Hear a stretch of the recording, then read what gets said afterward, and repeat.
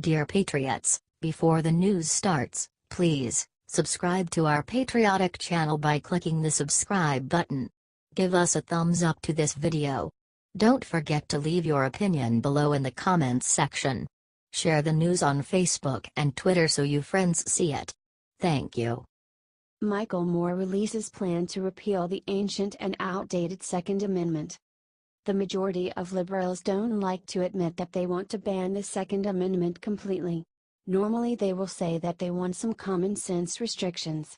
However, Michael Moore just went there. He outlined a new amendment to the Constitution and insists we would get rid of the Second Amendment entirely. My proposal to repeal the Second Amendment and replace it with this proposed 28th Amendment to the U.S. Constitution, a well-regulated state National Guard, being helpful to the safety and security of a state in times of need, along with a strictly regulated right of the people to keep and bear a limited number of non-automatic arms for sport and hunting, with respect to the primary right of all people to be free from gun violence, this shall not be infringed, wrote Moore on his Facebook page. He wasn't done. He listed a set of gun restrictions he thinks are necessary. They're completely ridiculous. As over 90% of gun violence is committed by men, in order for a man to purchase a gun, he must first get a waiver from his current wife, plus his most recent ex-wife, or any woman with whom he is currently in a relationship. If he's gay, he must get the waiver from his male spouse/partner. This law has greatly reduced most spousal, domestic gun murders in Canada, wrote Moore. To activate a gun for it to be used, the trigger must recognize the fingerprint of its registered owner. This will eliminate most crimes committed with a gun, as 80% of these crimes are done with a stolen gun, he wrote. Read his long list of demands here.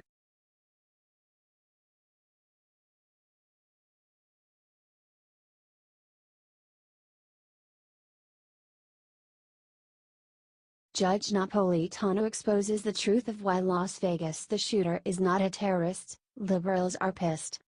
Ever since the shooting at Las Vegas, liberals have been eager to call this a white terrorist attack. Why? Because then they can claim that white people are just as bad as Muslims and justify letting millions of refugees into our country. For example, Vox wrote an article called "White American Men Are a Bigger Domestic Terrorist Threat Than Muslim Foreigners." The article claims that white people in America kill more people than Muslims do in America. However, there are currently 235 million white people and 3 million Muslims here. Proportionally, Muslims kill way more than white people. Liberals are now calling conservatives racist for not calling the Vegas shooting a terrorist attack. Judge Napolitano describes perfectly why this attack is not a terrorist attack. Congress enacted the Anti-Terrorism Act, which said that terrorism is 2 or more acts of violence done in order to affect the policy of the government, that is, for political reasons, explained Napolitano on Fox. Had he survived this, had he not killed himself, had the SWAT team captured him, he would have been subject to the death penalty because there is a death penalty in Nevada, explained Napolitano. But to call it a terrorist attack, you would have to show the political motive. Napolitano also discussed how the shooter altered his guns. Any person familiar with a gun would know how to change it. But the act of changing it is a felony. So at the time he bought it, it was legal. At the time he used it, it was criminal, he said.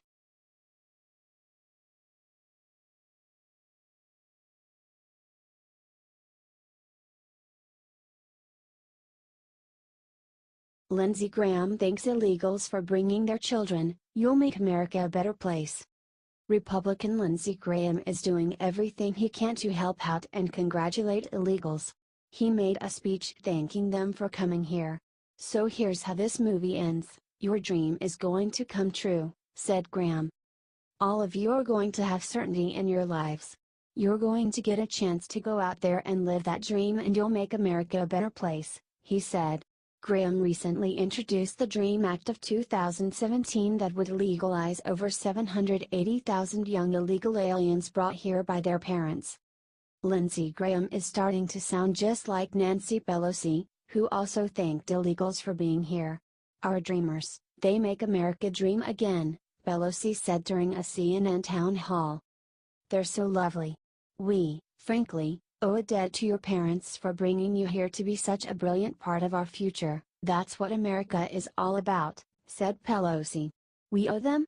During that same town hall meeting, Pelosi pushed background checks for gun owners. But not for coming into our country. Background checks would save lives. But it isn't the complete answer. We'd have to do many other things as well. And people have to be vigilant. We don't want people reporting on each other. We respect people's, not only Second Amendment rights, but their Fourth Amendment rights. But something must have been obvious to someone about this along the way, she said.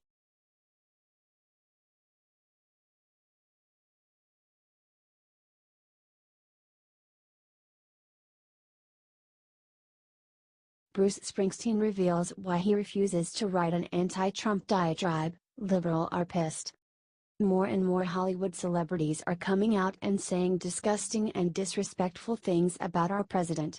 But famous singer, songwriter Bruce Springsteen is not going to say anything disrespectful towards our president. His reason why is amazing. First, he was asked if he would ever run for governor of his home state of New Jersey. PSSHT, no. I would have no business in politics. I'm just not interested in policymaking enough. I know people in entertainment who are interested in those things, but I'm a musician, said Springsteen. He was then asked why he didn't come out in support of Hillary Clinton's campaign earlier. I don't think I'm necessarily that essential a factor.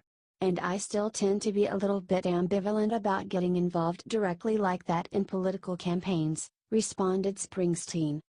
I've done it when I felt it was really necessary and that maybe my 2 cents might make some small bit of difference. But the more you do it, your 2 cents becomes 1 cent and then no cents whatsoever, so I think your credibility and your impact lessens the more you do it. So I've been hesitant to overplay my hand in that area, and I generally come to service when I feel it's kind of necessary and it might help a little bit, he said. He then talked about his new album. It's not topical at all. Topical writing at the moment doesn't hold a lot of interest to me. I really got out a lot of what I had to say in that vein on Wrecking Ball. I'm not driven to write any anti-Trump diatribe, that doesn't feel necessary at the moment, he said.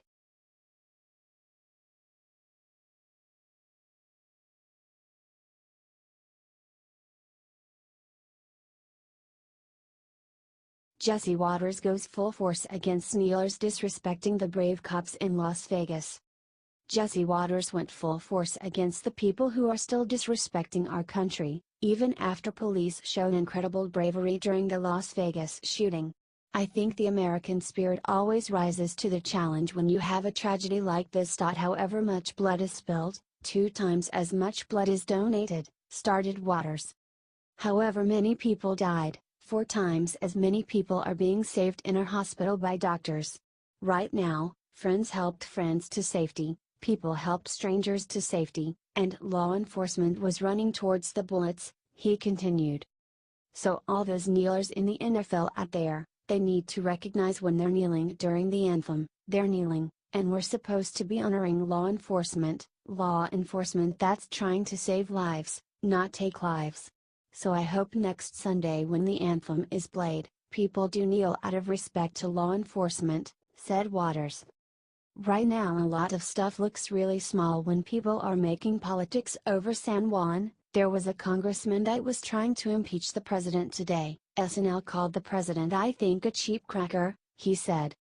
That has to stop.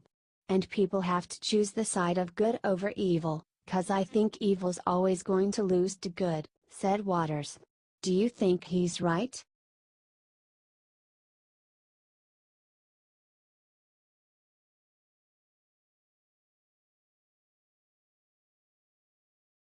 All men, all white. Michelle Obama says what we need to get rid of in order to solve all our problems. Michelle Obama spoke at the Pennsylvania Conference for Women and said some pretty disgusting things about white men. She blamed them for nearly all of society's problems. I've done a lot of conversations over the past several months, and a lot of questions I get from X organization or X industry is, we are working on diversity. What do you recommend we do? And the first thing I recommend is that you make sure that the problem-solving table is diverse, said Michelle. But of course, like all liberals, she just means skin color diversity, not intellectual diversity. She went on to describe how she sat in Congress and felt very disappointed by seeing a lot of white men. And claimed that's where all our problems come from. On one side of the room it's literally gray and white. Literally. That's the color palette on one side of the room. On the other side of the room, there are yellows and blues and whites and greens. Physically there's a difference in color in the tone, because one side, all men, all white. On the other side, some women, some people of color, said Michelle. And wherever I was sitting, I would always have a guest in that booth, and I was always the most embarrassed at the beginning when people would see that, because I'd say, is it just me? Am I looking at how governance works? And people look down at that and go, yeah, that looks good. That looks right. We're probably getting a lot done, and we're doing it right. I look at that and I go, no wonder. No wonder we struggle. No wonder people don't trust politics. It's not, we're not even noticing what these rooms look like, she said.